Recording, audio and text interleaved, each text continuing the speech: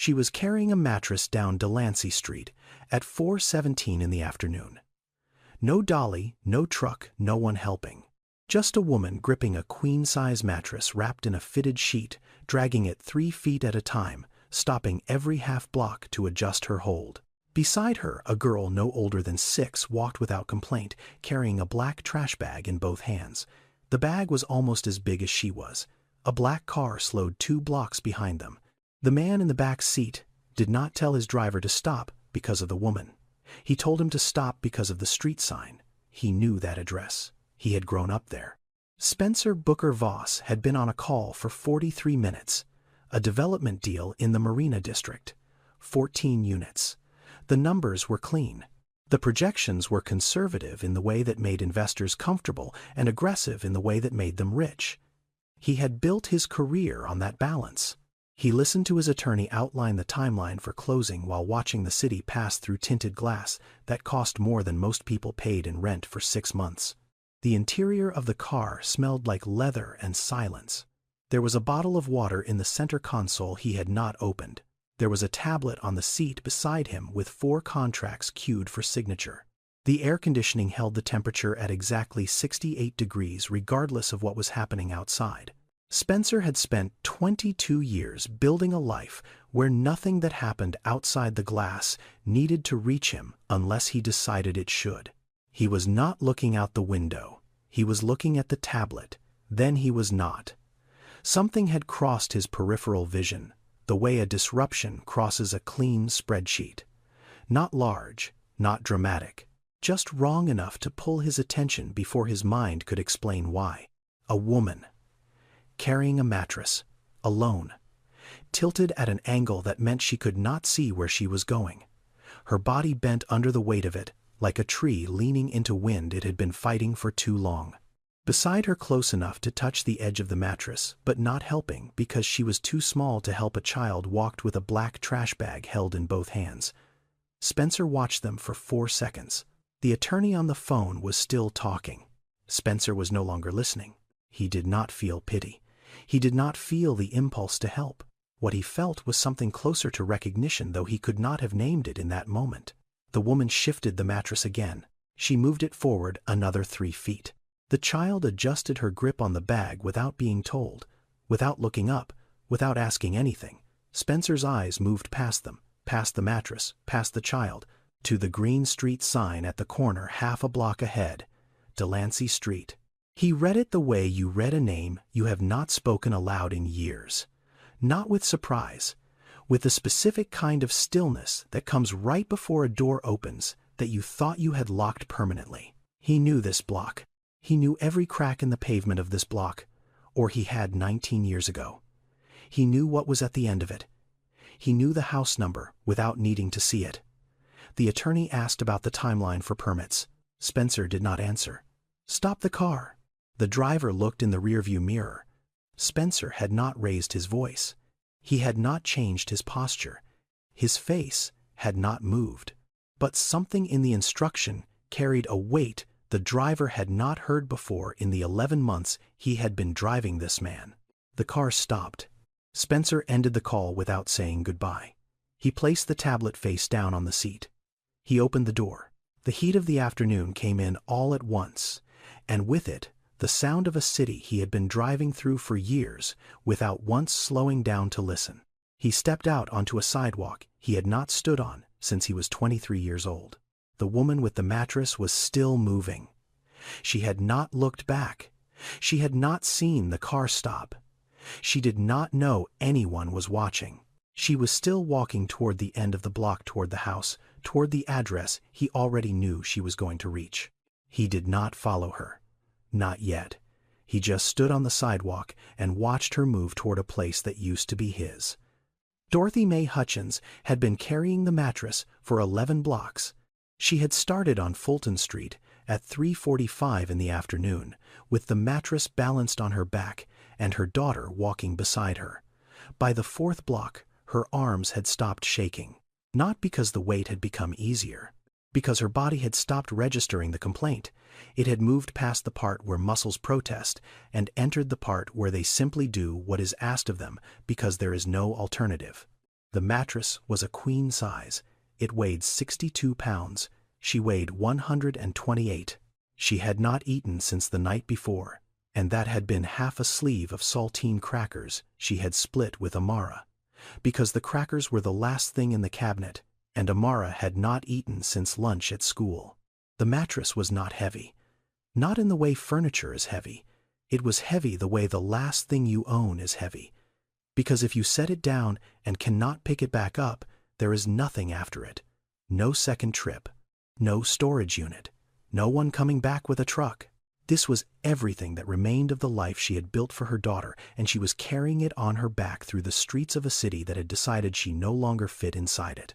She stopped at the 7th block, set the mattress down on the sidewalk, leaned against it, breathed. The fitted sheet she had wrapped around it was slipping at the corner. She tucked it back. Her hands were raw at the palms.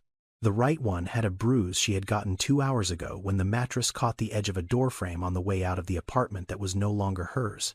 Amara stood beside her. She did not ask if they were almost there. She did not ask why they were walking. She did not ask where they were going. She held the black trash bag with both hands and waited for her mother to pick the mattress up again. She was 6 years old. She had moved 4 times in 3 years. She had learned what it looked like when her mother was deciding how much further she could go. She had learned not to interrupt that calculation. She had learned that her job in these moments was to be small and quiet and ready to walk when walking resumed. That is not the behavior of a 6-year-old. That is the behavior of someone who has been taught by repetition that stability is not something the world guarantees. Dorothy did not know when Amara had learned it. She only knew it had happened sometime between the 2nd apartment and the 3rd, and that noticing it was one of the things she did not allow herself to think about during the day. She thought about it at night. After Amara was asleep, in the dark, that was when she let the things she could not carry during the day arrive. She picked the mattress up again. A black car had stopped somewhere behind her. She did not turn around. A door had opened. She did not look. She had stopped looking at stopped cars 3 moves ago. Looking meant hoping. Hoping meant expecting. Expecting meant building something inside yourself that would collapse when the car drove away, and she could not afford any more collapses. She kept walking. Delancey Street was 4 blocks ahead. Then 3. Then 2. She counted them the way she counted everything now. In distance remaining. In wait still possible. In hours before dark. 4712 Delancey Street. Spencer read the number on the house before Dorothy reached it. He did not need to read it. He had known the number since he was 4 years old. It had been his first address. The first place his feet had learned what a floor felt like. The first place he had understood that the space between walls could be warm. He was standing 60 feet behind her. She had not seen him. She was still moving the mattress, still stopping and starting, still not looking behind her. The child was still walking beside her with the bag. Spencer was not looking at the woman anymore. He was looking at the house. It was still standing. That was the first thing that registered. The front steps were concrete cracked down the center, the same crack that had been there when he was 12. The porch railing was gone on the left side. The windows on the 2nd floor were boarded from the inside, with plywood that had warped and darkened with weather. The paint on the front door had faded past any identifiable color, into the gray-brown of wood that had stopped being maintained and had started simply enduring. But it was standing. He had not been back in 19 years. He had not driven down this street, had not looked it up online, had not asked anyone about it.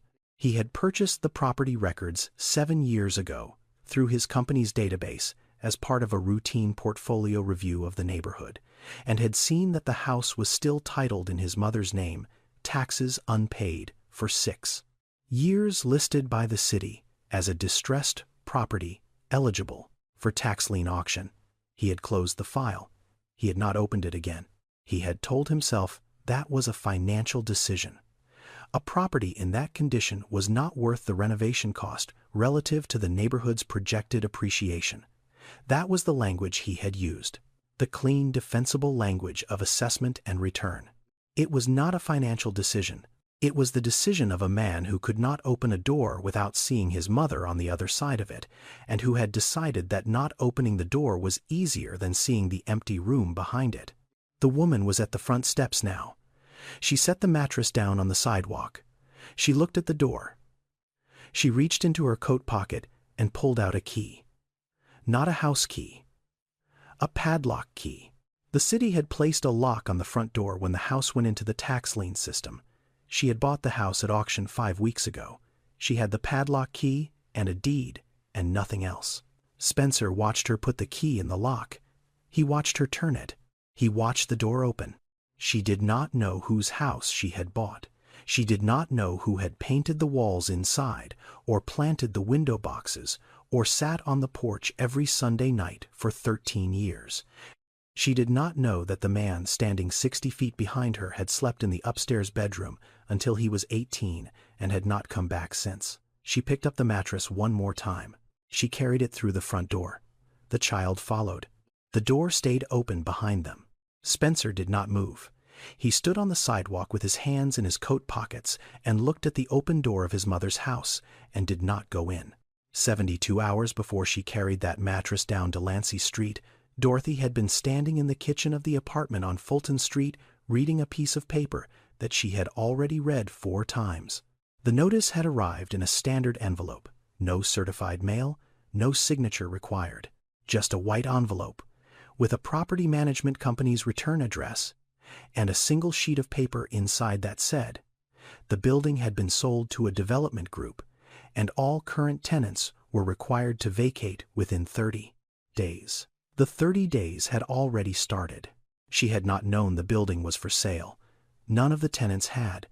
The letter was the first anyone had heard of it. Dorothy had lived in that apartment for 4 years and 7 months. She had signed the lease the week before Amara was born. She had chosen it because it was on the 2nd floor, which meant fewer stairs than the 3rd, but less street noise than the 1st. She had chosen it because the bedroom window faced east and got morning light, and she had read somewhere that morning light helped infants sleep better. She did not know if that was true. But she had wanted it to be true, so she had chosen the apartment as if it were, and Amara had slept well in that room, and Dorothy had never checked whether the light was the reason. She had requested an extension twice, the first time by phone. The property management company had a recording that said the office was closed and to leave a message. She left a message. No one returned it. The second time she went in person.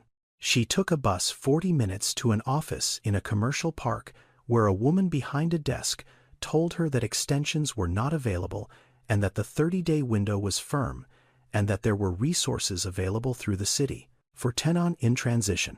The woman said the word transition the way people say it when they mean something is ending but do not want to be the one who says that. Dorothy went home. She sat at her kitchen table. Amara was at school. The apartment was quiet. She looked at the rooms she had lived in for 4 years and 7 months and began making a list of what she could carry. In the United States, roughly 900,000 eviction cases are filed every year. Single mothers are evicted at nearly twice the rate of the general population. The average time between an eviction filing and physical removal is 16 days. For families with children, the disruption extends far past the move itself. Children who experience eviction before age 6 are significantly more likely to experience food insecurity, developmental delays, and chronic absenteeism in school. The system does not track what happens to most of them after that. Dorothy was not a statistic. She was a woman sitting at a kitchen table making a list. But the numbers existed around her like weather. They had shaped the landscape she was moving through, whether she knew the figures or not. She started with the things she could not leave. Amara's clothes, Amara's inhaler and the 3 refills she had left, her own identification documents, the lease she no longer needed but kept because it had her name on it, and her name on a legal document was one of the few proofs she had that she had been somewhere and had been allowed to stay. Then the things she could not carry. The bookshelf her mother had given her, the year Amara was born, solid oak, too heavy for one person to move. The crib Amara had outgrown 2 years ago, but that Dorothy had kept because it was the first piece of furniture she had ever assembled alone on her knees on the living room floor the night before her due date with an Allen wrench and a set of instructions she had read 3 times.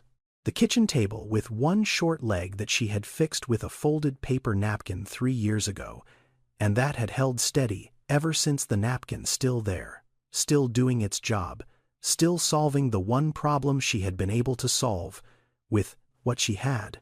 She had sold the car 4 months earlier. Amara's asthma medication cost $87 a month without insurance. Dorothy had lost her insurance when the clinic she worked at reduced her hours below the benefits threshold.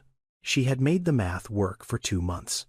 The 3rd month she sold the car, a 2004 Civic with 168,000 miles. She got $1,100.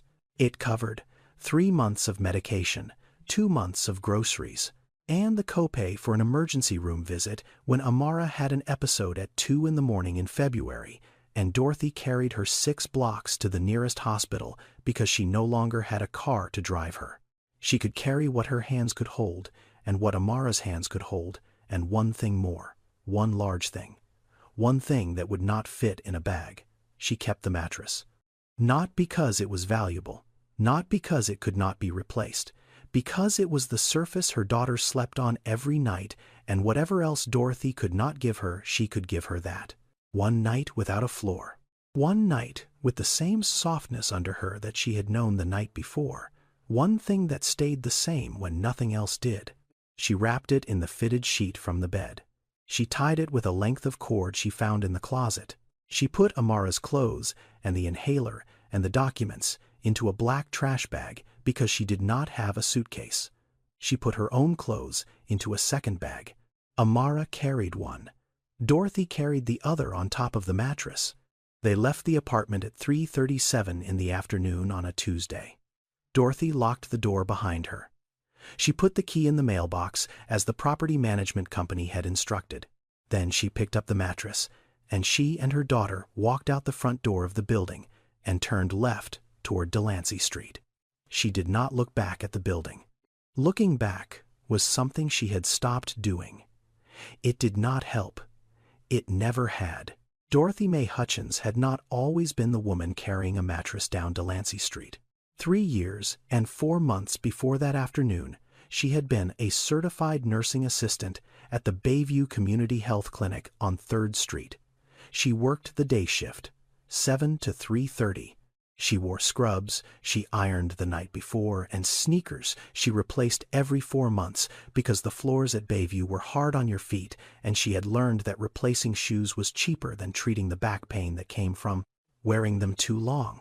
She earned $19.40 an hour. It was not a lot. It was enough. It was enough because her husband earned more. Wendell James Hutchins was an electrician, IBEW Local 6. He had been a journeyman for 9 years. He worked construction sites across the city, wiring the buildings that were going up faster than the neighborhoods around them could keep pace with. He earned $37 an hour plus benefits, health insurance for all 3 of them, dental, a pension he would never collect. Wendell died on a Thursday morning in March. Scaffolding collapse at a mixed-use development on Brannan Street, 14 stories. The scaffolding on the east face gave way at the connection points on the 9th floor. 3 workers fell. 2 survived with injuries. Wendell did not survive. He was 31 years old. He had dropped Amara off at daycare 40 minutes before the scaffolding came down. The building he died wiring was completed 7 months later. It sold for $82 million. His name was not in the marketing materials. Dorothy took 4 months off work after the funeral, not because she chose to, because Amara stopped speaking. At 3 years old, a child does not have the language to explain what has happened to her world. She simply went silent. She stopped responding to her name. She stopped sleeping through the night. She sat in the middle of whatever room Dorothy placed her in and looked at the door and waited for the sound of a key that was not coming. Dorothy spent those 4 months on the floor beside her daughter. She read to her. She held her. She waited for the silence to break. It broke slowly, in syllables, then words. Then sentences that did not include the word daddy, because Amara had decided in whatever way a 3-year-old decides things that the word itself was the thing that hurt. When Dorothy returned to Bayview, her position had been filled. The clinic had hired a replacement in her 2nd month of absence. They offered her per diem shifts. She took them. But per diem meant no guaranteed hours, no benefits, no insurance. She found a part-time position at a pharmacy on Geary Boulevard, $14.20 an hour, 22 hours a week, no health coverage, no paid leave. The math stopped working immediately. It did not stop working all at once. It stopped working the way a table with one short leg stops working, slowly, then all at once. Researchers call it a cascade of loss. The term describes what happens to a household when the primary earner dies or becomes incapacitated without adequate life insurance or savings to absorb the transition. In the United States, families headed by single mothers who lost a spouse within the preceding 2 years fall below the poverty line at 3 times the rate of the general population. The cascade follows a predictable sequence. Income drops. Insurance lapses. Medical costs shift to out-of-pocket. Savings deplete. Housing becomes unstable.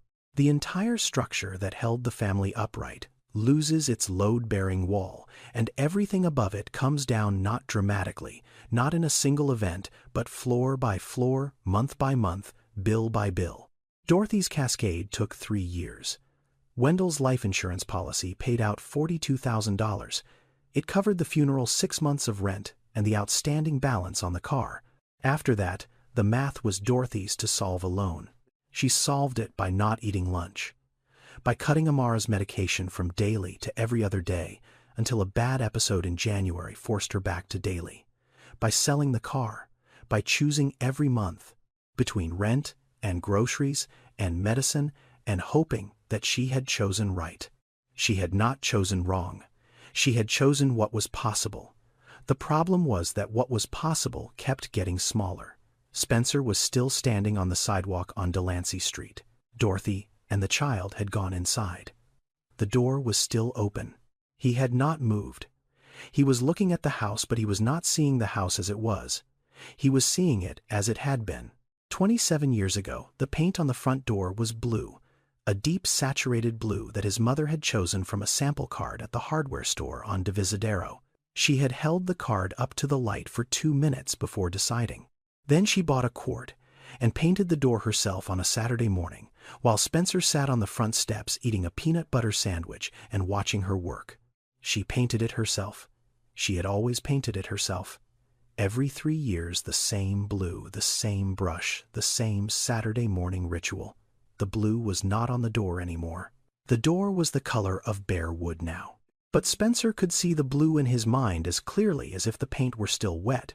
Lorraine Iris Booker bought the house at 4712 Delancey Street in 1989. Spencer was 4. She was 26. She was a nursing aide at St. Francis Memorial, working the overnight shift from 11 to 7 because the overnight differential paid an extra $1.65 an hour and $1.65 an hour over the course of a year was the difference between making the mortgage payment and not. She had no co-signer on the loan. She had no husband. Spencer's father had left before Spencer was born. Not dramatically, not with a fight or a letter or a slammed door. He simply stopped coming, and after enough time had passed, Lorraine stopped expecting him to come, and after more time had passed, she stopped mentioning him at all. She did not erase him. She simply declined to discuss someone who had declined to stay. The house was small. 2 bedrooms, 1 bathroom, a kitchen that opened onto a back porch barely large enough for 2 chairs.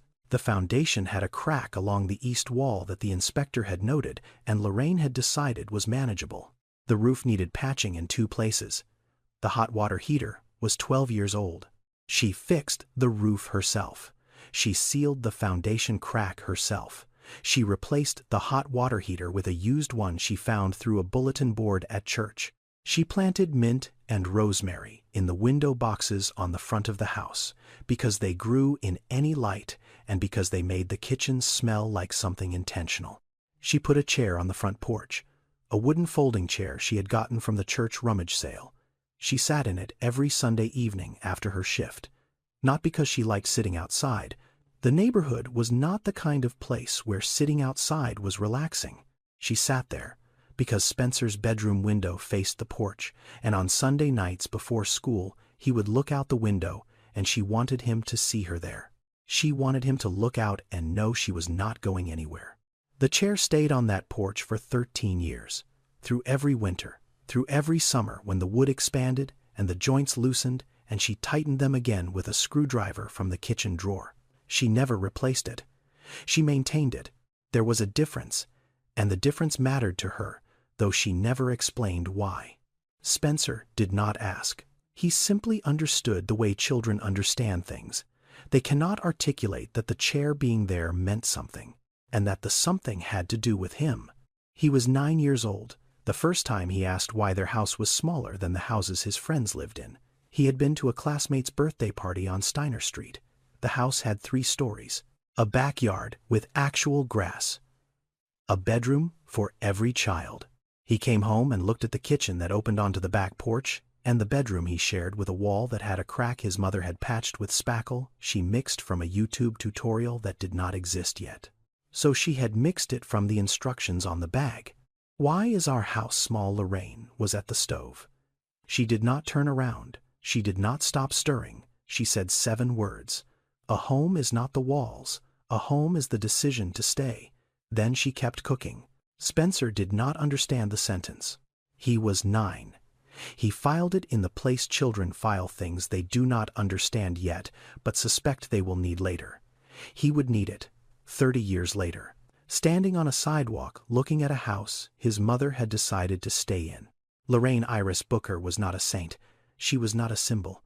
She was a woman who worked the overnight shift for 19 years, who slept from 8 in the morning until 2:30 in the afternoon, who woke up every day to a house she had bought alone and a son she was raising alone and a set of circumstances that required her to be more organized, more disciplined, and more precise about money than anyone she knew who earned twice what she earned.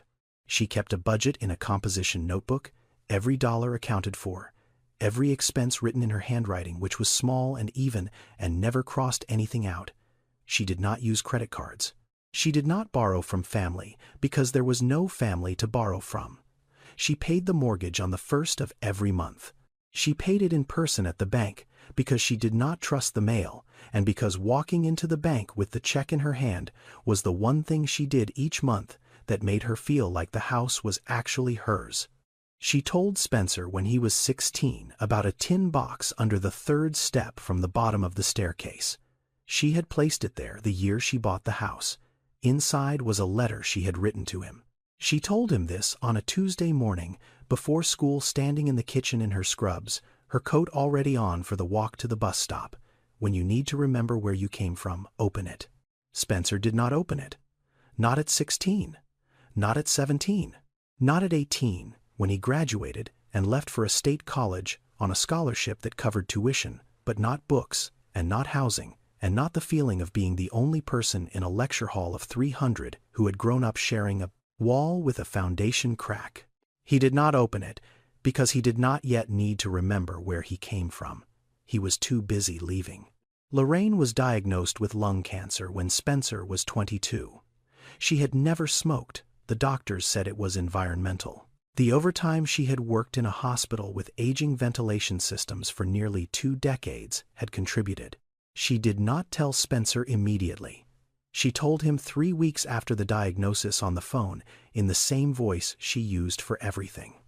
Calm, factual, organized. She told him the stage, the treatment plan, the prognosis. She told him she had already spoken with her supervisor about reducing her shifts. She did not reduce her shifts. She worked the overnight until 2 weeks before she died. The hospital let her go quietly. They sent flowers afterward. Spencer was in New York. He had just started his first job in commercial real estate, an analyst position at a development firm in Midtown. He flew back on a Thursday. She died on a Wednesday. He arrived 13 hours after she stopped breathing. He arrived in time for the silence, but not for the last of her voice. He did not speak at the funeral. 46 people attended. Most of them were from the hospital. Some were neighbors from Delancey Street. Spencer stood in the back row and did not say a word, not because he had nothing to say, because what he had to say was not for a room full of people. It was for a woman who was no longer in the room. He locked the house after the funeral. He put the key in his coat pocket. He walked to the bus stop his mother had walked to every night for 19 years. He caught a bus to the airport. He flew back to New York. He did not sell the house. He did not rent it. He did not return to it. He did not open the tin box under the third step. He locked the door and walked away. That was 19 years ago. The key was still in a drawer in his office. The letter was still under the step. If the step was still there, if the house was still there, the house was still there. He was looking at it right now. Spencer left Delancey Street at 23 with a locked door behind him and a career in front of him that would make him one of the most successful real estate developers in the city within 15 years. He started as an analyst, then an associate, then a project manager, then a principal at a firm that specialized in urban residential development. He was good. He was good because he understood something the other analysts at the firm did not. He understood what a neighborhood was before the investment arrived. He knew what the houses looked like from the inside. He knew how the floors sagged and where the pipes froze, and which blocks had the light that made people want to stay, and which blocks had the noise that made them want to leave. He knew these things because he had lived them. He started his own firm at 34. Voss Capital Development. The model was simple. Buy undervalued residential properties in transitioning neighborhoods. Renovate, reposition, sell, or lease at market rate. The market rate was always higher than the rate the previous tenants had been paying. That was the business. He called it value creation. His accountants called it capital appreciation. The families who had lived in those buildings before the renovations called it something else, but nobody asked them what they called it. In the United States, gentrification displaces an estimated 430,000 households per year. The process does not require malice. It requires capital market demand and a gap between what a property is currently worth and what it could be worth to a different population at a different income level. The developer does not have to intend to displace anyone. The displacement happens inside the math. Spencer had developed 14 projects in 11 years. 912 residential units across 6 neighborhoods. Each project followed the same pattern. Acquire, renovate, price at market. The existing residents either absorbed the increase or left. Most left. The buildings filled again with people who could afford the new rate. The neighborhoods changed. The grocery stores changed. The names on the mailboxes changed. The people who had been there before became people who used to be there, and the people who arrived after did not know them and did not ask about them. Spencer did not think of himself as someone who displaced families. He thought of himself as someone who created value in underperforming markets. The language insulated him, the way the tinted glass of his car insulated him from the sidewalk. It was not dishonest. It was simply a different resolution. At the resolution he operated at, the families were not visible. At the resolution Dorothy lived at, they were the only thing that was. He donated, generously, a foundation in his mother's name that funded scholarships for first-generation college students, annual contributions to 3 homeless shelters, a standing pledge to a housing advocacy nonprofit that sent him a thank you letter every December that he read and filed. He donated from a distance. He wrote checks in offices. He attended galas in ballrooms. He never went back to the streets where the money came from. He never walked through the neighborhoods his company had transformed. He never stood on a sidewalk and looked at the door of a building his firm had purchased and wondered who had lived behind it before the renovation began. Until today. Today he was standing on Delancey Street, looking at a house he had not renovated, had not sold, had not returned to, A house that had simply waited the way houses do when no one is maintaining them, and no one is living in them, and no one is making the decision to stay. Dorothy had carried the mattress through the front door and set it down in the center of the living room floor. She stood there and looked at what she had bought with everything she had left. $2,800. That was the price at the tax lien auction. She had found the listing through a program at the public library, a free workshop on homeownership resources for low-income residents that she had attended on a Saturday morning while Amara sat in the children's section looking at picture books. The workshop was 2 hours. Most of it did not apply to her. She did not qualify for any of the conventional programs. Her income was too low for a mortgage. Her credit had been damaged by a medical bill she had not been able to pay in time. She did not have a cosigner. But the tax lien section of the presentation mentioned that abandoned properties with unpaid taxes could be purchased at auction for the amount of the tax debt. The amounts were small, hundreds of dollars, sometimes thousands. The properties were almost always in poor condition. Many were uninhabitable. Some were structurally compromised. The presenter said the word risk 4 times in 2 minutes. Dorothy went home and searched the city's upcoming auction list. She found 7 properties. She could not afford 6 of them. She could afford 1. 4,712. Delancey Street. Listed at $2,800 for 9 years of unpaid property taxes. She had not seen the house. She had not visited the neighborhood. She did not know the condition of the roof, or the foundation, or the plumbing, or the wiring. She knew only that it had an address and a deed that could become hers. She paid in cash.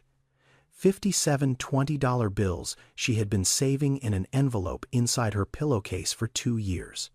She received the deed by mail 3 weeks later. She held it in her hands and read her name on it and read the address on it and stood in her apartment on Fulton Street and understood that she owned something. That for the first time since Wendell died, she had a place she could not be asked to leave. She had never seen the inside until today. The living room was dark. The windows were intact but so layered with dust and grime that the afternoon light came through them as a gray wash, turning everything inside the color of old newspaper.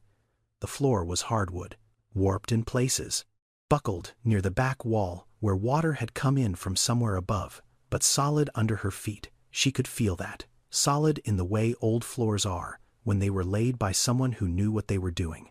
The walls. She looked at the walls. There were layers of paint. She could see them where the surface had chipped and peeled. Blue underneath, then cream, then a pale yellow, then blue again.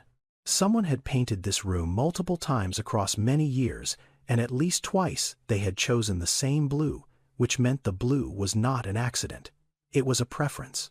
It was someone saying, this is the color this room is supposed to be, and I am going to keep making it that color for as long as I am here. Dorothy did not know who had painted these walls. She did not know the woman who had chosen the blue, or the boy who had watched her from the front steps, or the chair that had sat on the porch for 13 years. But she stood in the living room with her mattress on the floor, and her daughter in the doorway, and the deed in her coat pocket, and she understood something without knowing the story behind it. Someone had loved this house. Someone had stayed. The house was still standing. Amara walked in. She set the trash bag down beside the mattress. She looked up at the ceiling, which had a water stain shaped like nothing in particular, and then she looked at her mother. Is this ours? Dorothy nodded. Amara looked at the room for another moment. Then she sat down on the mattress. She pulled her knees to her chest. She did not complain about the dust or the dark or the smell of a house that had been closed for almost 2 decades. She sat on the mattress, which was the same mattress she had slept on last night in a different building in a different life, and she accepted that this was where the mattress lived now, and therefore where she lived now. Dorothy sat down beside her. She put her arm around her daughter. She did not say anything.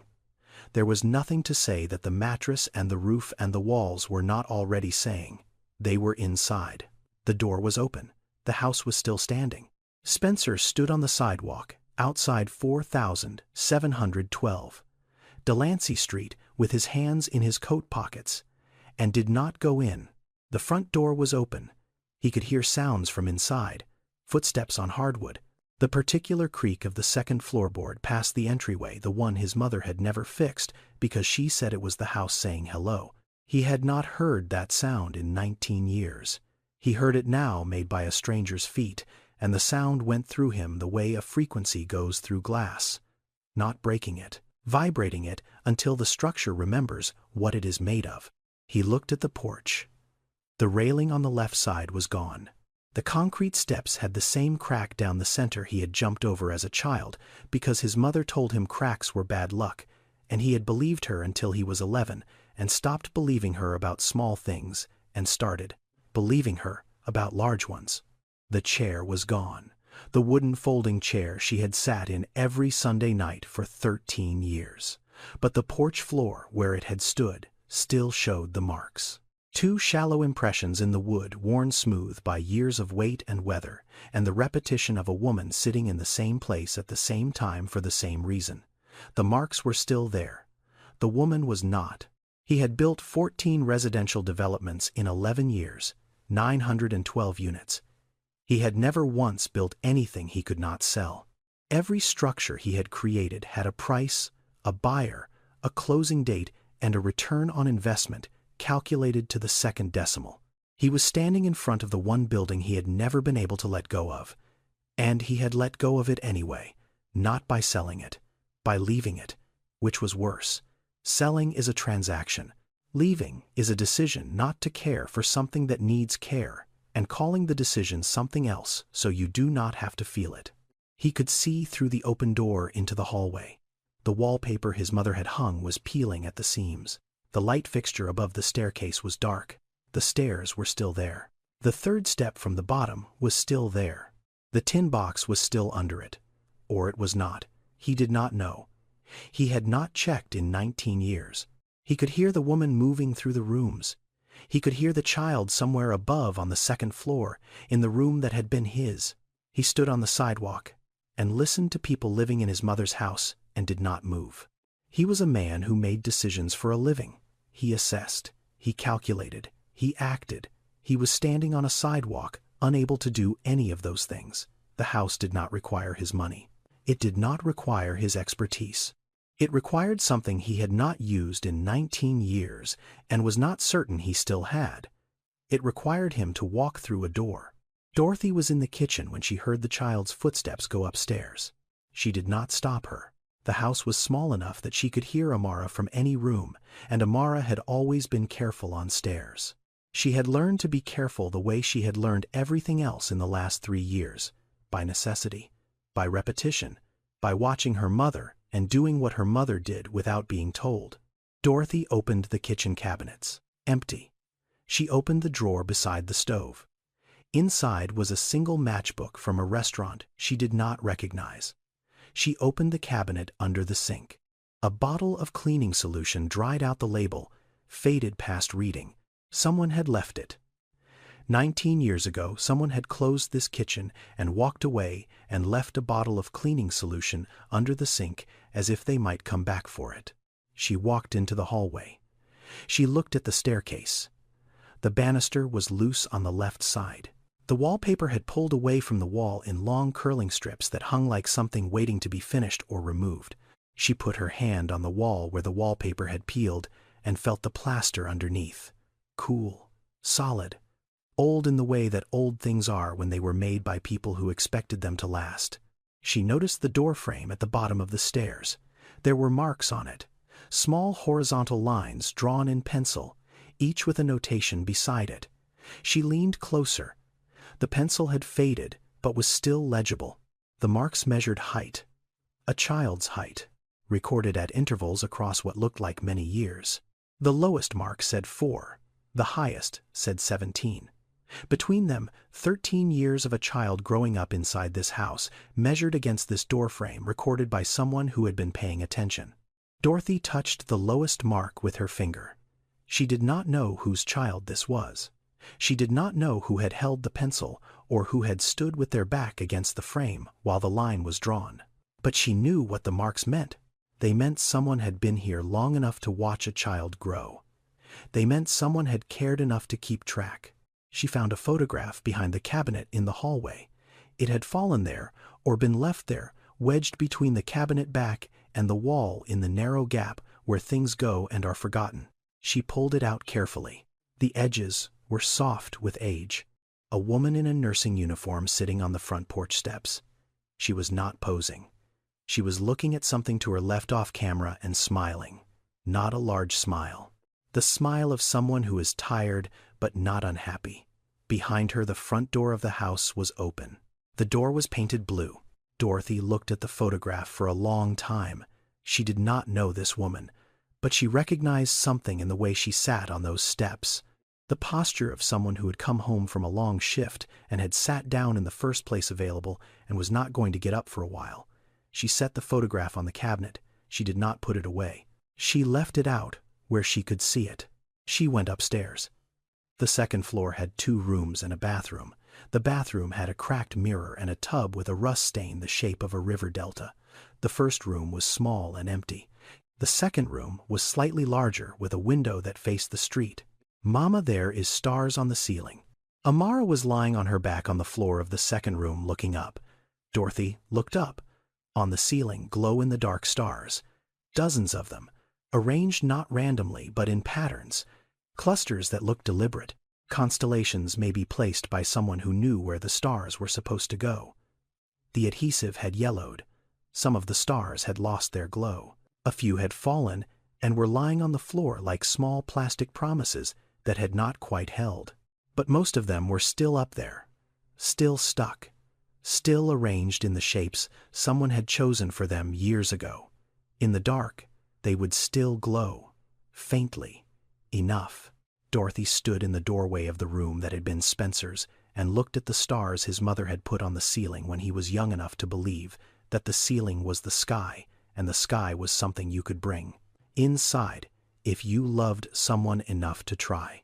She did not know any of this. She did not know about Lorraine or Spencer or the Sunday night chair or the tin box under the third step. She just knew that someone had looked up at this ceiling and decided a child sleeping here deserved stars. "This is your room," Dorothy said. Amara looked at her. "Mine, yours." Amara looked back up at the ceiling. She did not say anything else. She did not need to. The stars were enough. Spencer heard voices from inside the house. Not the words, just the sound. A woman's voice, and then a child's voice, and then silence. The kind of silence that comes after something has been decided. He stepped onto the porch. His shoes on the wood made a sound he had not heard since he was 18 years old. He stopped at the open door. He could see the hallway, the peeling wallpaper, the staircase, the doorframe with the pencil marks he had forgotten existed until this moment when the sight of them hit him in the center of his chest, like something he had swallowed years ago and never fully digested. He knocked on the frame of the open door. 2 knocks, not loud, not tentative. The knocks of a man who did not know what he was doing here, but had decided to find out. Dorothy came down the stairs. She saw him in the doorway. A man in a dark suit standing on the porch of her house. Her house. She had owned it for 5 weeks. She had been inside it for less than an hour, but it was hers. And the man standing in the doorway was not invited, and every experience she had had in the last 3 years with men in suits had ended with her losing something. She stopped on the second to last step. She did not come closer. She held the banister with one hand. Amara was behind her on the landing, looking down through the railing. "I grew up in this house." Dorothy looked at him, then at the hallway around her, at the pencil marks on the doorframe, at the photograph she had left on the cabinet. She looked back at him. She did not say anything. She was calculating, not numbers, risk, what this man wanted, whether what he wanted would cost her the only thing she had just gained. "I am not here to take it back," he said. She watched his eyes the way she had learned to watch people's eyes when they told her things she needed to verify before believing. His eyes were not on her. They were on the hallway behind her, on the wallpaper, on the stairs, on something she could not see because it was not in the house anymore. It was in his memory, and his memory was the only place it still existed. Then why are you here? He did not have an answer. Not because he did not know, because the answer required him to admit something he had been running from for 19 years. That he had left this house not because he did not need it, but because he needed it too much. That locking the door had been easier than opening it. That every building he had built since had been an attempt to replace the one he could not walk into. He looked past her. Into the living room. He saw the mattress on the floor. He saw the black trash bag beside it. He saw the dust and the water stains and the bare walls and the 19 years of absence that had turned his mother's home into something barely habitable. And on the floor, in the center of it all, a mattress. A single mattress wrapped in a fitted sheet carried 11 blocks on the back of a woman who had nothing else to bring. He remembered. Not gradually, not in pieces, all at once, the way a room becomes visible when someone turns on a light. His mother had moved into this house when he was 4 years old. She had bought it with a loan she would spend 15 years paying off. She had no furniture. She had no savings left after the down payment. She had a son and a set of keys and nothing else. The first night, they slept on a mattress on the living room floor. A donated mattress from the church on Fillmore Street. His mother had carried it 3 blocks from the church to the house by herself because she did not have a car and could not afford a delivery and would not ask for help because asking for help felt too much like admitting she could not do. This alone, and admitting that felt too much like proving everyone who doubted her right. Spencer did not remember that night. He was 4. The memory did not belong to him. It belonged to his mother. She had told him about it once when he was 15, sitting at the kitchen table on a Saturday morning. She told it the way she told everything, simply, without drama, without asking for sympathy. We slept on a mattress on the floor the first night. I carried it from the church. You fell asleep before I finished making the bed. I lay there next to you and listened to the house and decided we were going to be fine. He had forgotten that story. He had filed it in the place where you put things your mother tells you that you do not fully understand yet. He had not thought about it since. Not once in 27 years. He thought about it now, standing in the doorway of his mother's house looking at a mattress on the living room floor. A different mattress, a different woman, a different child, but the floor was the same floor. And the decision was the same decision, the decision to stay. He remembered. Dorothy's story is not unusual. It is not even rare. It is the most common version of poverty in America. The kind that happens not because someone made a bad decision, but because the margin of safety was so thin that one ordinary tragedy was enough to collapse it. In the United States, more than 2 million children live in households headed by a single mother who earns below the federal poverty line. For families where the mother became the sole parent, through the death of a spouse, the first 24 months are the most financially destructive. The average household income drops by 41%. Health insurance coverage lapses in nearly half of cases within the first year. 1 in 3 of these families will experience housing instability, meaning they will move involuntarily, double up with relatives, stay in shelters, or lose their housing entirely within 2 years of the spouse's death. The system was not designed for Dorothy. It was not designed to catch a woman who was working, who was paying rent, who was managing her daughter's asthma medication month by month, who was doing everything she was supposed to do within the constraints she had been given. The system was designed to process people who had already fallen, not to prevent the fall.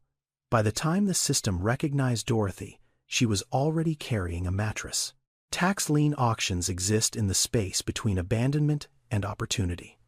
When a property owner stops paying taxes, the local government accumulates the unpaid balance as a lien against the property. After a statutory period, the lien is offered for sale at public auction. The buyer does not purchase the house directly. The buyer purchases the debt. In most jurisdictions, the original owner has a redemption period to pay the debt and reclaim the property. If the owner does not redeem, the buyer can petition for the deed. Dorothy did not know this process when she attended the library workshop. She learned it the way she learned everything after Wendell died, quickly, out of necessity, without the luxury of making a mistake. The house at 4712 Delancey Street had been in tax delinquency for 9 years. The owner of record was listed as Lorraine Iris Booker, deceased. No estate had been probated. No heir had filed a claim. The property had simply sat in the city's records, accumulating taxes. No one was paying, deteriorating in a way. No one was preventing, waiting in a way. No one was noticing. Spencer had the resources to pay the taxes. He had the resources to pay them 100 times over. He had chosen not to. Not out of neglect exactly. Out of the particular kind of avoidance that wealthy people can afford and poor people cannot. He had the money to ignore the house. Dorothy did not have the money to ignore the opportunity. She paid $2,800. He could have paid it with the change in his coat pocket. This is not a story about one woman and one house. This is a story about what happens when the distance between those who have and those who need becomes so vast that an abandoned house sits empty for nearly 2 decades in a city where families sleep in cars. It is a story about a system that allowed a 4-year-old's home to fall into ruin while the child who grew up in it built luxury apartments 6 miles away. It is a story about proximity and blindness, and the lie we tell ourselves that poverty happens somewhere else to someone else for reasons that have nothing to do with us. Dorothy did not know Spencer. Spencer did not know Dorothy. But they were standing in the same house, on the same floor, separated by nothing but a doorway and everything a doorway can mean. Amara Hutchins was 6 years old. She had lived in 4 apartments in 3 years. She had attended 2 different schools and 1 daycare that closed. She had slept in a car for 2 nights the week before they moved into the house on Delancey Street. She did not talk about any of this. Not because she had been told not to, because she had learned the way children learn the things no one teaches them, that talking about the hard parts did not make them stop. She had opened the black trash bag and was arranging its contents on the floor beside the mattress. She folded each piece of clothing separately, small squares, neat edges, the shirts in one stack, the pants in another, the socks paired and rolled. She was 6. 6-year-olds do not fold clothes this way. 6-year-olds throw clothes into piles and lose socks between couch cushions and leave shirts inside out on the bathroom floor. Amara folded because Amara had learned that everything she owned had to be ready to go into a bag at any time. She did not hang things in closets. She did not spread out across a room. She did not put posters on walls or leave shoes by the door or place a toothbrush in a holder as if the holder would still be there tomorrow. She kept her footprints small. She kept her belongings contained. She kept herself the way people keep things they expect to move again soon. Children who experience repeated housing instability develop this pattern before anyone names it for them. They learn not to settle, not to claim space, not to leave evidence of themselves in a place that might not be theirs next month. It is not neatness. It is not discipline. It is the behavioral signature of a child who has been taught by circumstance that attachment to a space is a risk she cannot afford. Amara finished folding. She placed the stacks against the wall. She looked at the room. Then she looked at Spencer, who was still standing near the doorway. She had not spoken to him. She had been watching him the way she watched all unfamiliar adults. Not with fear, not with warmth. With the steady, unblinking attention of someone who has learned to read a room before the room reads her. "Did you live here when you were little?" Spencer looked at her. He nodded. Amara looked at the walls. At the layers of paint Dorothy had noticed earlier.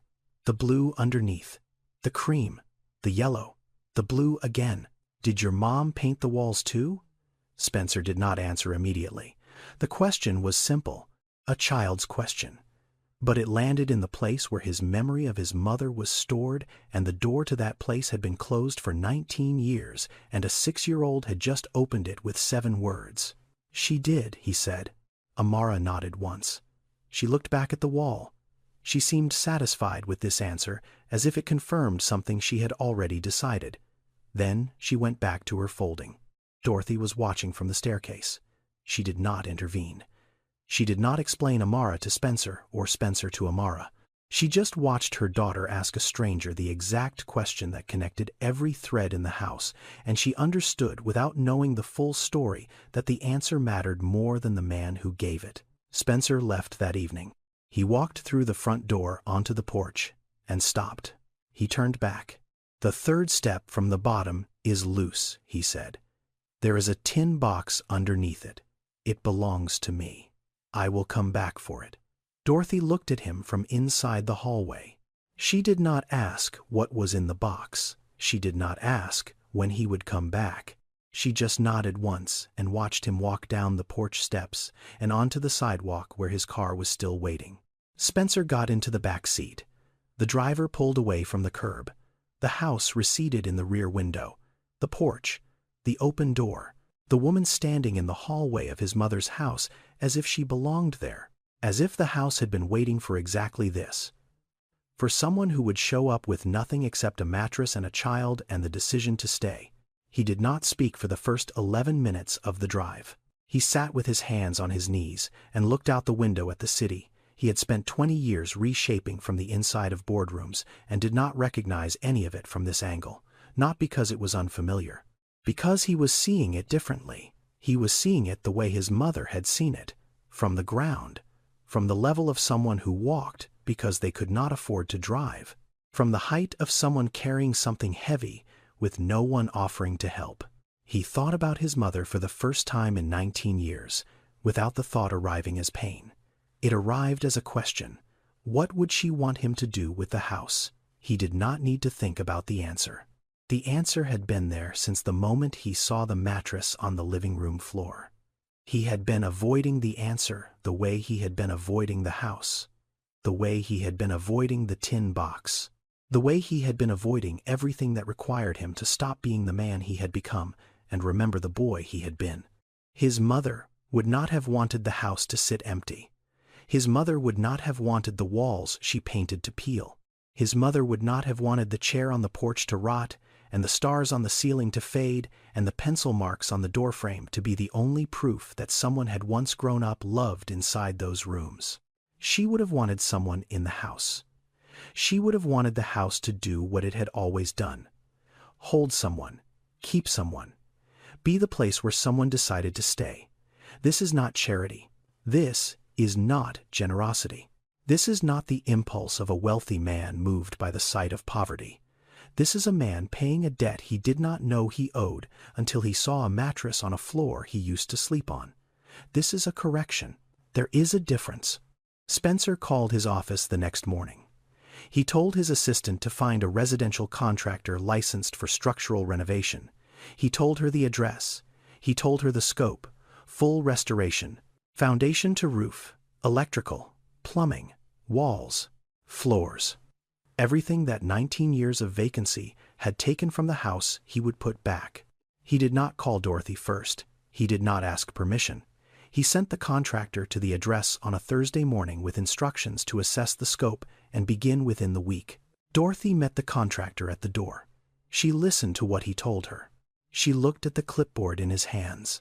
She looked at the truck parked at the curb with the company name on the side. Then she called Spencer. She had his number because he had left a card on the cabinet beside the photograph of his mother. She had not expected to use it. She used it now. "I am not going to stand outside and watch someone fix my house for me. If I cannot do the work myself, it is not mine." Spencer was quiet on the other end, not because he was surprised, because he had heard those words before. Not the exact words, the exact principle. His mother had said it differently.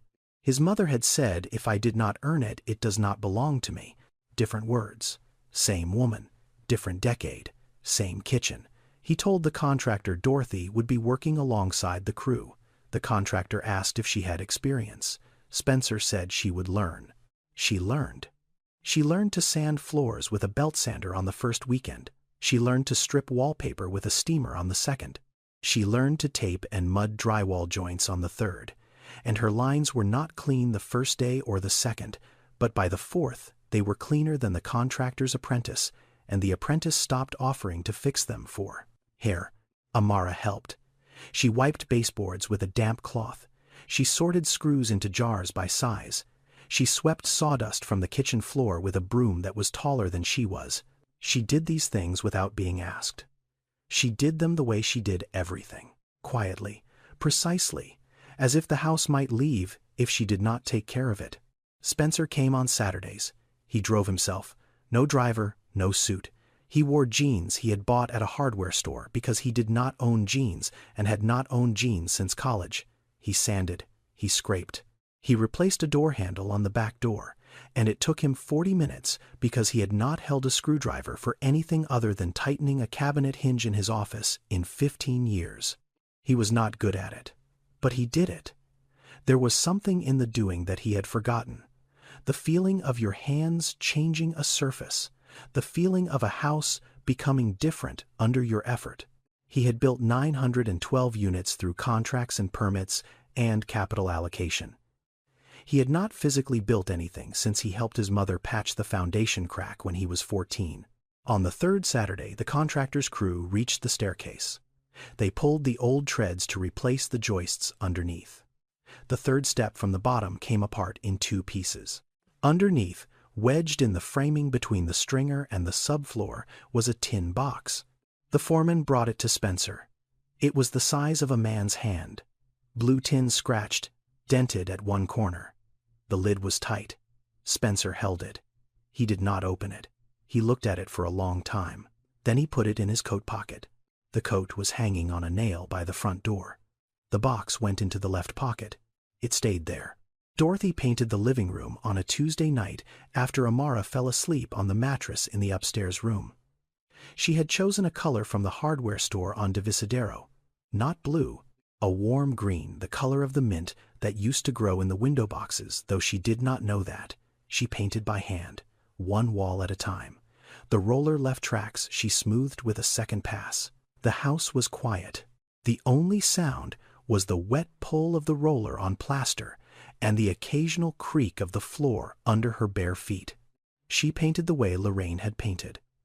At night, alone, after her child was asleep, in the same house, with the same quiet, with the same quality of attention that comes from a woman making a space hers by putting her hands on every surface of it. Dorothy did not know she was repeating someone else's ritual. She did not know that 30 years ago in this exact room, at this exact hour, another woman had stood with a roller and a can of paint, and the same silence and the same purpose. Spencer knew. He had come in through the back door to drop off a box of hardware the contractor had ordered. He stopped at the bottom of the staircase. He looked into the living room. He saw Dorothy painting the wall. Green, not blue. Different color. Same motion, same hour, same house. He stood there for a moment. He did not say anything. He set the box of hardware down on the hallway floor. He went back out the way he came in. He sat on the back porch steps and looked at the yard his mother had never gotten around to planting, and breathed. The tin box was still in his coat pocket. He had not opened it. He was not ready. But he was closer than he had been yesterday. That was enough for now. Hattie Pearl Washington had lived at 4710 Delancey Street for 49 years. She had moved in when she was 25. She was 74 now. She had outlived 2 husbands, 1 daughter, and most of the neighborhood she had known when she arrived. The block had changed around her in ways that were too slow to notice at any single moment and too total to ignore across the decades. Families left. Buildings were sold. Some were renovated. Some were demolished. Some just sat the way the house next door had sat for 19 years, waiting for something no one came back to give it. Hattie had known Lorraine Booker. Not well. Not the way close friends know each other. The way neighbors know each other. Through proximity. Through repetition.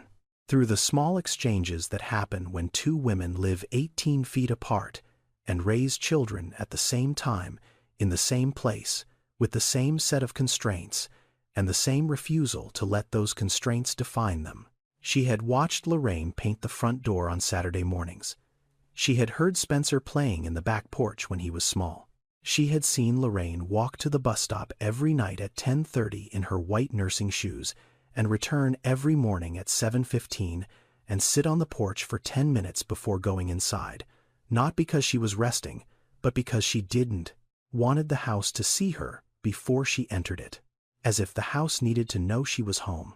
Hattie saw the contractor's truck on the first Thursday. She watched from her front window.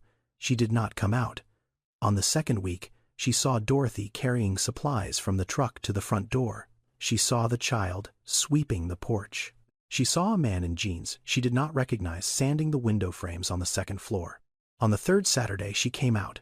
She walked the 18 feet between her front door and the property line of 4,712. She stood at the bottom of the porch steps and looked up at Dorothy, who was on her knees scrubbing the porch boards with a wire brush. "You, the new owner," Dorothy looked up. She nodded. Hattie looked at the house, at the new porch railing, at the windows reglazed and cleaned for the first time in almost 2 decades, at the front door which someone had sanded down to bare wood but not yet painted. "I knew the woman who lived here before," Hattie said. Lorraine. Worked nights at St. Francis. Raised her boy in this house, all by herself. She put that porch together with her own hands. She sat in a chair right where you are kneeling now, every Sunday, rain or shine. Dorothy set down the brush. She said if she was sitting there, her boy would always know where to find her. Dorothy looked at the porch boards, at the 2 impressions in the wood that she had noticed on her first day, but had not understood. Now she understood. They were not damage. They were evidence. 13 years of a woman sitting in the same place, making herself visible, making herself permanent. In neighborhoods like Delancey Street, history is not kept in archives, it is kept in people. In women like Hattie, who have lived long enough to remember what the buildings used to hold. Community memory is the term researchers use. It means the knowledge that exists between neighbors passed through conversation and presence, and the simple act of staying in a place long enough to witness what happens there. For single mothers, this kind of memory matters. Not financially, socially. The knowledge that someone on the block knows your name, that someone noticed when you came home late, that someone would knock on your door if your lights did not come on at the usual time. This is not a program. It cannot be funded. It is the residue of people staying in one place and paying attention. Hattie had paid attention to Lorraine for 13 years. Now she was paying attention to Dorothy, not because she had been asked to, because that was what neighbors did. Because that was the only thing left that no system could replace, and no algorithm could replicate, and no building renovation could install. Dorothy stood up. She looked at Hattie. "Would you like to come inside?" Hattie looked at the front door. The door Lorraine had painted blue. The door that was bare wood, now waiting for someone to choose its next color. She had not been inside this house since Lorraine's funeral.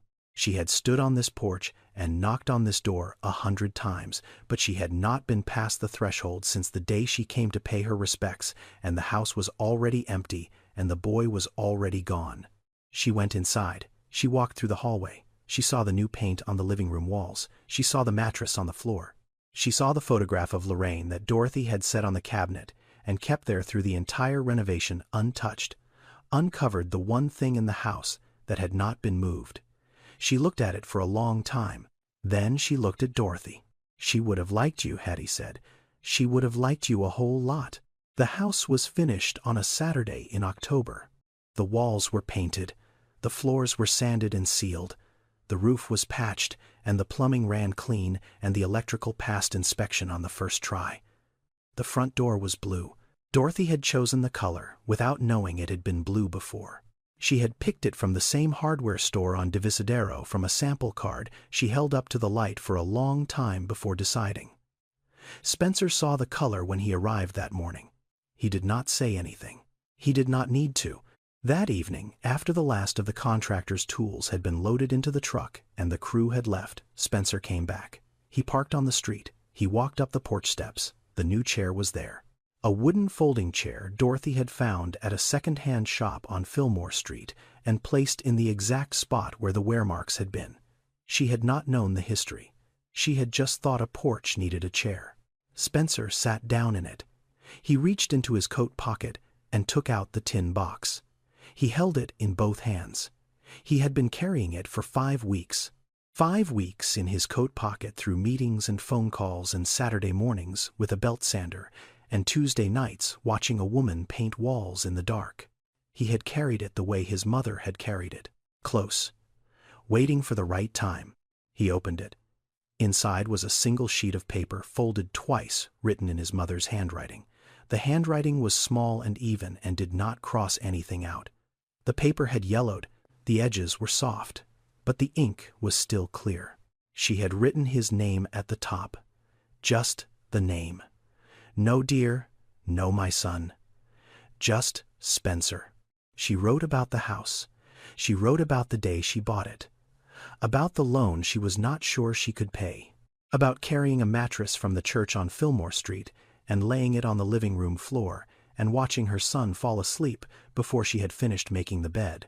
She wrote about lying beside him in the dark and listening to the house settle around them and deciding in that silence that this was going to work.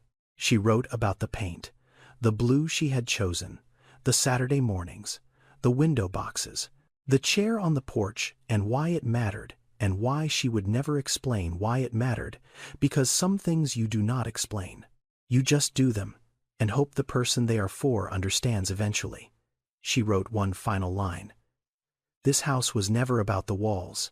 It was about you knowing you had somewhere to come back to. If you are reading this, you came back. That is all I ever needed. Spencer read the letter. He folded it along the original creases. He put it back in the tin box.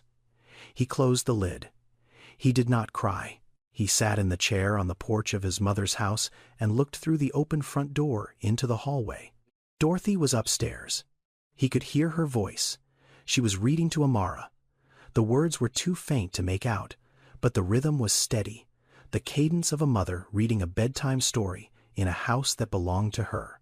Amara's room still had the stars on the ceiling. The old ones had been taken down during the renovation. Amara had chosen new ones. She placed them herself, standing on her bed, pressing each one into the plaster with both hands, not in the patterns Lorraine had chosen. In new ones, her own constellations, her own sky. The mattress was still in the room. Dorothy had bought a bed frame. Amara slept on the frame most nights, but some nights she asked to sleep on the mattress. Dorothy never asked why. She knew. The mattress was the thing that had stayed the same through everything. It was the last surface from the life before. It was not comfortable. It was not necessary, but it was hers. And sometimes you hold on to things not because you need them, but because they are proof that you survived needing them. Spencer sat on the porch. The street was quiet. The light in Amara's room was on. The stars on the ceiling were glowing. The letter was in the box. The box was in his hands. His mother had written it 26 years ago. She had placed it under the third step from the bottom and waited. She had waited for him to need it. She had waited for him to come back. He came back. The house held. Spencer Booker Voss built towers. 14 developments, 912 units.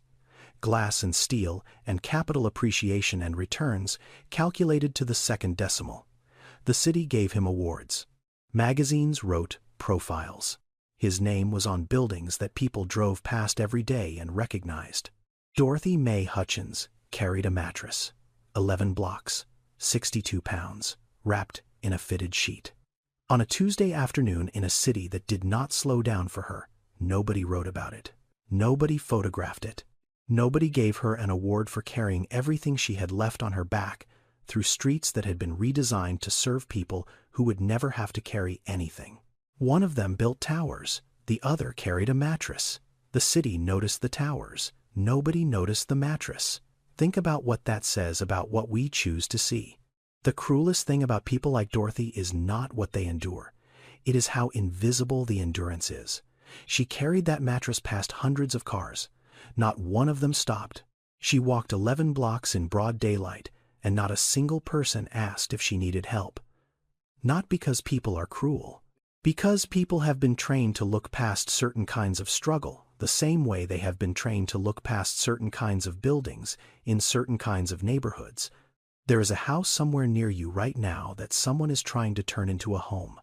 You have driven past it. You have not slowed down. Not because you do not care, because slowing down requires seeing, and seeing requires acknowledging that the distance between your life and that house is smaller than you think. There is someone in your life right now carrying something heavy alone, not a mattress, something heavier, something invisible, and they are not asking for help, not because they do not need it, because they stopped expecting it. If this story made you think about that person, send it to them. If it made you uncomfortable about how easily we look past people, that discomfort is useful. Sit with it. Let it change what you notice tomorrow. Subscribe if you want more stories like this one. See you in the next one. This is a fictional story. The characters' names and events are entirely imagined.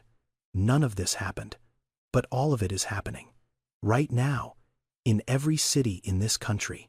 I wrote this story because I grew up 3 blocks from a house that sat empty for 11 years while a family I knew slept in a station wagon for 2 weeks before finding a shelter that would take all 4 of them. The house and the family existed in the same zip code. One was a tax write-off. The other was a statistic. Neither had to be. Fiction does not fix housing policy. It does not fund shelters or change zoning laws or lower the cost of rent, but it can do something data cannot. It can make you see a mattress on a sidewalk and wonder who is carrying it and where they are going and what it costs them to keep walking. If you want to do more than wonder, organizations like Habitat for Humanity, the National Low-Income Housing Coalition, and your local community land trusts are doing the structural work that stories can only point toward.